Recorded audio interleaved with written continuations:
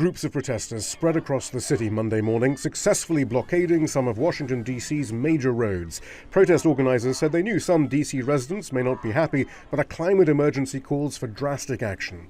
The blockades that happened impacted, were targeted to impact the powerful people, the people who are able to make decisions, the people who have been blocking climate action, and ordinary people in D.C. deal with disruptions all the time. The difference today is that the powerful people are experiencing a disruption.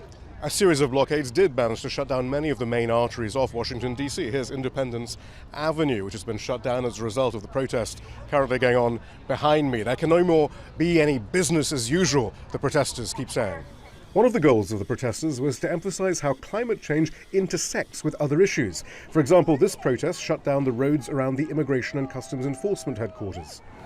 Because they're suffering down south because of all the trees that are being chopped, because of all the oil that's being drilled, everyone is moving up, right? So they're trying to move into first world places. At this intersection, medical professionals joined forces with the Black Lives Matter movement to emphasize the connections between environmental justice and action against racism and the need for wider access to healthcare. And as they build and they drill and pollute the air, affecting the lungs and the life of marginalized black and brown people, our people are being displaced because they're not fixing the problems of lead and mold in our apartments and housing. The protesters blame the late capitalist model for putting profits ahead of the planet and endorse what's called a Green New Deal as the basis for a fundamental reshaping of the U.S. economy, slashing emissions and investing in renewable energy while also investing in communities around the country to ensure no one is left behind as the economy transitions to environmental sustainability.